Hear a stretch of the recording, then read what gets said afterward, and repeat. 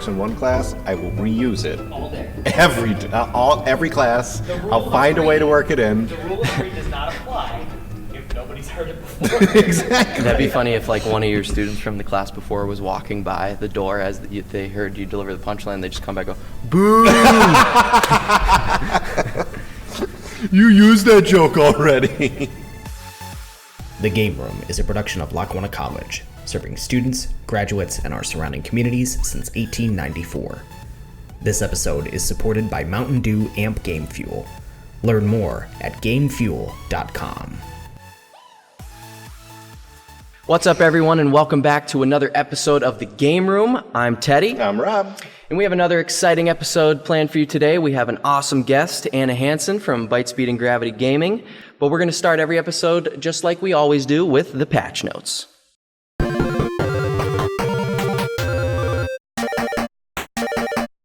All right, on this week's patch notes, we want to cover a couple things. One, and most importantly to me, we recently ran an event with the Scranton Wilkes-Barre Rail Riders and a team, a professional organization that they're affiliated with, that they invest in and co-own, Team Dignitas, who we actually had the professional Rocket League team with Yukio, Violent Panda, and Astral, and some of their social media and management team come out to PNC Field to meet us, to play with us, to meet the fans, play with the fans. They even got a little batting practice in, and I like to think that we're the first collegiate esports program to partner with a professional organization to run an event like this, and it was spectacular. I mean, to my memory, I think you're right. I don't know of any, off the top of my head, Right. of course, any other collegiate team that has run an event of this caliber with a professional team, allowing fans to come and play. Team Dignitas, bunch of stand-up guys, phenomenal players. Just to go through, right before they had come to our event, they had taken place in the Rocket League Summit and took third place there. But of course, they're most well known for this year becoming the champs of DreamHack Pro Circuit. They took first in February of this year. Phenomenal players. I know our players loved playing with them. Yeah. And it's kind of funny that like the highlight of our team's play with them was that just one of our players scored a goal on them. Yeah, exactly. And it was funny because when we were talking about the event with the administration and our athletic director, I was like, I don't think you understand how much our Rocket League kids look up to Team Dignitas and Violent Panda and Yukio especially and Astral. And I was telling her, I was like, this is like if the Lackawanna College men's basketball team was partnering and running an event with the 96 Bulls. It was really cool to see how down to earth they were, how open they were to talk with us. We did some cross interviews, which we're trying to get some footage of that from their videographer. But it was just a really fun day. They got to interact with our team. We got to interact with the fans, and we didn't have an empty seat at our station all night. You know, there was kids playing Smash and. I mean, there was a constant crowd. I know I took a couple pictures just because my wife was wondering where I was all night. Yeah. And video games, I had to show her. I'm like, they won't leave us alone because Yeah. I mean, it wasn't just kids. It was high school students, potential college students, and parents coming up to see like, what is this? What's going on? Exactly. I see video games, but then they came to talk to us, learned about the program, and then there was even a woman who Keenan, one of our Rocket League players, was able to help with because she likes to play games. But she plays on console, but she has arthritis. Oh, okay. Keenan just bought a new controller that is Astro perfect controller, for it. And she held it in her hand. She was like, "Oh my God, I'm getting one of these." And so, but to see that kind of interaction between our players, the program, and what it can do for our community here was great. Yeah, it was really awesome. And I think it's really important for college programs and even professional organizations to eventually start doing more of this and just getting involved in their community, just finding ways to bring the fans out to just spread the word of esports. Because there wasn't a bad instance the whole night. Everyone was having a good time. They also brought out their professional Smash player, Hugs, and it was funny too because a great guy. When we were in the esports room there at PNC Field, I think there was two of the Rocket League players and one of our players that were going 3v1 against him, and he was still crushing them every time. He was playing boss mode, basically. And what were you saying? He picked what character? Oh, he played. He before he even started, he said, "I hope you guys don't mind, but I cheese it up and play me shooter." He sat there, he set up his character, and then just wiped the floor. Yeah. It was pretty fun. You know, he was a great guy too. And again, they're all great people. They have great staff and great team members, and we hope to run some more events like that. So stay tuned to our social medias because we'll be hopefully releasing some more events like that in the future. Now moving forward, I wanted to talk a little bit about the upcoming competitive season that Lackawanna College will find themselves in Rocket League, Overwatch, and League of Legends. We have decided this year, or at least this semester, to join the ECAC, which is the Eastern College Athletic Conference, with teams like Quinnipiac and Drew, and now Lackawanna College. But there's D1 schools all the way down to junior colleges in this league. There's going to be somewhere around 50 colleges and universities competing across several different games. And it seemed like a smart move for us with all the frustration we had last year with the scheduling conflicts and the lack of communication. So we're hoping for an easier schedule this year. Absolutely. I mean, I know last year what the biggest frustration was that it was so you didn't know who you were playing until about like a day beforehand, and then even then the day of the match a team wouldn't show up. Yeah. But with at least the way that it looks like ECAC is going to be, it's much more organized. Right. There's a set schedule. You know who you're going to be playing weeks ahead of time. Yep. This is what the league needs, right? Yep. It needs a competitive and organized structure in order to really take off to become truly successful, like we know that it should be. I agree, and they do a lot of cool things as well. They have like academic achievement awards for student athletes that excel with their academics. They have an in-person championship in Albany, I believe, and you know, it's not all inclusive even still. So we can join the ECAC. We could still scrim with our buddies at Boise State. Absolutely. And Wichita every Monday State. and Friday. Yeah. Coming for you, Doc. But yeah, it's just I think it's going to be a lot cleaner, a lot less stressful, and hopefully one day when this theater that we are sitting in gets revamped a little bit, maybe we can get a bid in to host that championship here. Yeah. And maybe you can come straight to Scranton, PA. Yeah, the Electric City. So yeah. Home of coal miners. All right, that's going to do it for this week's Patch Notes. Stay tuned after a brief word from our partner for a guest interview. Our stadium may not hold 100,000 people, but we still compete with other colleges all over the country. Giant lecture halls? That's not really for me. I like the laid-back approach. Lackawanna is close to home, with satellite centers located throughout northeastern and central PA. Lackawanna College, helping me help you. The choice is yours to make. Changing how I learn. Changing where I learn. Changing my life. All right, and we are back this week on the Game Room. We have a lovely special guest, a good friend of mine, Anna Hanson from ByteSpeed and Gravity Gaming. Anna, thank you for joining us.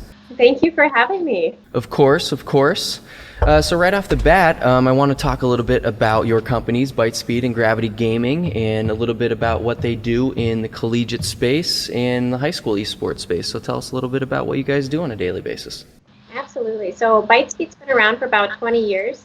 We're a systems manufacturer. Obviously, that landscape has changed quite a bit in the last 20 years. And what we've done with Gravity Gaming is pretty much taken our 20 years of PC manufacturing experience and combined it with a real passion and love of esports and gaming. So a few years ago, it's been about 3 now, we started Gravity Gaming.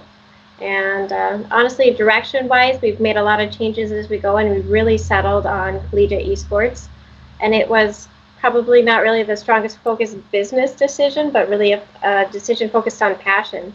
We got in and started visiting with all of the different colleges that were running esports programs and fell in love with them, and just really found a great space here, and we've enjoyed it a great deal. Yeah, and you know, I've seen some of the builds that you guys have done. I've seen the PCs that you've put together. I've been in the offices that you guys have there, and they're pretty stellar, and it's pretty neat to see what you guys work on and what you guys do on a daily basis. Now, can you tell me about any upcoming projects that you have coming up, or any new schools that you've taken on board that you're working with in the near future? Oh man, it seems like things are constantly changing, and we're constantly adding and changing new things. Our claim to fame really comes with the personalization that we do on the machine. So every machine is built custom to the requirements of the colleges that we're working with. We have a lot of fun with LED kits and logos, so we'll customize them, frosted glass or color logos depending on what people are looking for. So we feel like esports is such an amazing opportunity for recruitment, and what we're looking to do is build people just a space that they can be proud of to come in and show off, and that players can be proud to come in and play in too. So that's been a big part of the focus that we do, and it's been everything from just standard LED kits inside them to lit up power supplies. Boy, everything you can do anymore. It's pretty fun. As far as new colleges, it's just constant. Probably one of my favorite deployments is the University of Akron. They just have done a beautiful job with their arena and their space. It looks just gorgeous there. But yeah, we've just tons and tons. Colleges are a little bit ahead of the high schools for sure, but it feels like high schools are coming on, and so it's been a lot of fun too to see that trickle down theory and to see the high schools start to adopt and grow in their space too. So Anna, you mentioned that you're working with the high schools as well, but that the colleges right now are kind of ahead of the game. Do you see the high schools catching up at any point? Do you see maybe them plateauing? Where are the high schools at in comparison to the college scene? You know, honestly, I see high schools eventually surpassing the volume just because there's more of them from what the colleges are doing. We're just a little bit behind. What the colleges have done by offering scholarships and really embracing the space is given real validity to the opportunity that exists for high schools. And there's 17 programs right now, club and sanctioned, or 17 states that are offering club and sanctioned so far. I expect that number to grow tremendously again this year, much like we've seen with NACE and the college programs in general. We've worked pretty closely with an organization called Play BS, and they're the sanctioning body. They're working with the National Federation of High Schools across the country and helping states get started, helping them with the tournament that they'll run and just really an outline of gameplay and giving them something to get started, right down to like a coach's handbook. So that's been really nice. We've had a lot of fun connecting the colleges and the high schools and helping them kind of find each other. Colleges are looking for high schools that are starting teams, and high schools are looking for colleges to send their students to. So it's been a really easy conversation. We've asked a lot of our college esports coaches to join us at conferences and run esports panels. Just a lot of people just getting started and don't know where to go or what to do yet. And so really just trying to be as good a resource as we possibly can.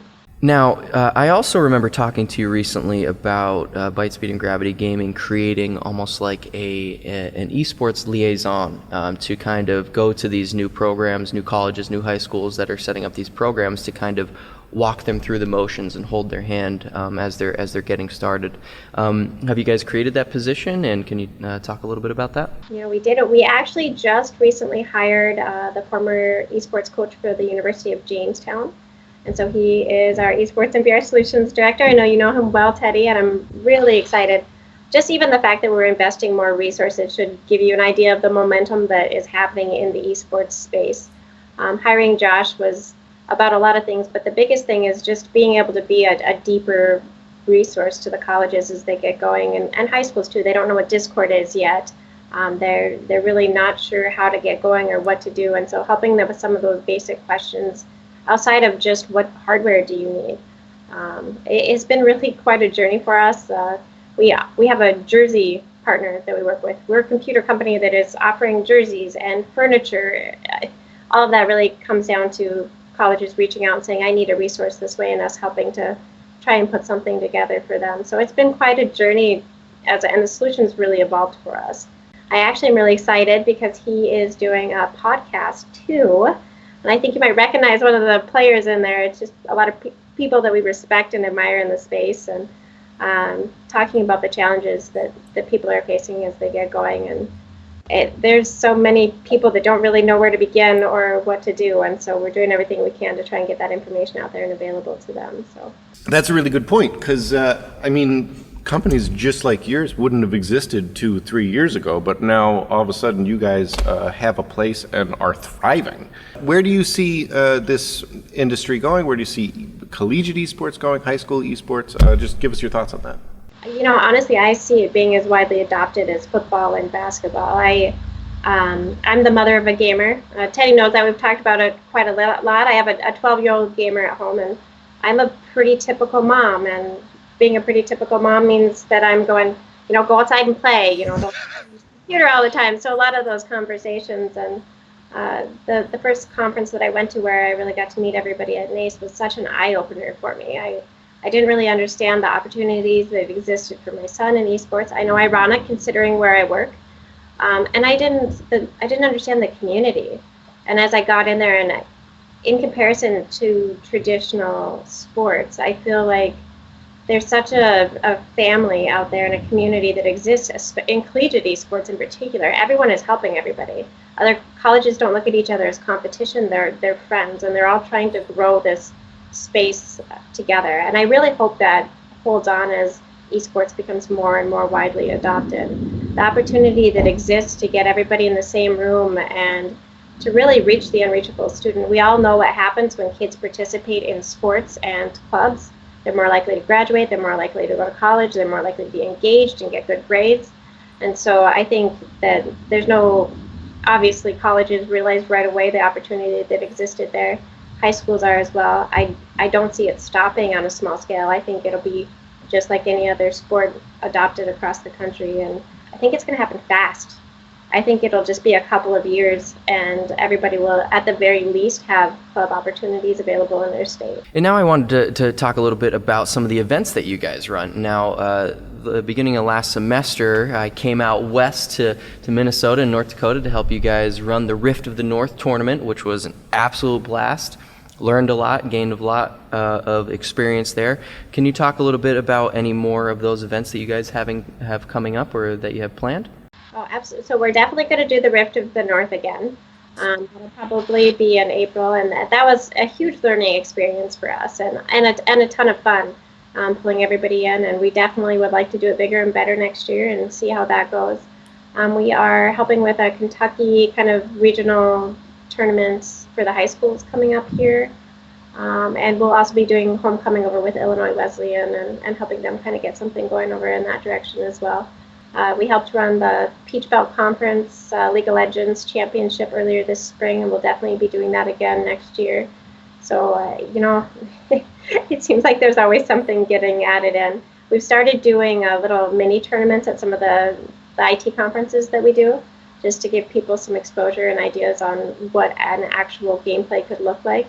And that's been really fun and I think informative for people. All of us I think there's so many people going, what's an esport? That we're spending as much time as we can just educating and informing and letting people know what the opportunities are that exist out there. Well, Anna, we want to thank you for joining us. We appreciate you taking the time out of your very busy day to talk about your company and the things you have planned and coming up. So now we'd like to roll out the red carpet for you, let people know where they can find you, where they can see what's next for ByteSpeed and Gravity Gaming. Yeah, definitely you can find us on Facebook and Twitter and all the normal social media sites, and that's Gravity Gaming or ByteSpeed. Thank you. We've got, if you're looking at this from a high school, we've actually got high school resources for esports on our website under the ByteSpeed esports tab, and we've done the same for Gravity Gaming. If you guys notice anything that we're missing, please let us know. We're trying basically to get as much of that information out there as we possibly can. And thank you guys for what you're doing. It is really important that as many of us as possible get out there and share the opportunity that exists around esports and maybe dispel some myths on what people think that it is and what the actuality is. So thank you for doing what you're doing. We appreciate it. Well, Anna, thank you again for coming on the show and obviously for supporting us. We're happy to support you as well. All right, and from everyone here at the Game Room, I'm Teddy. I'm Rob. And thank you for playing.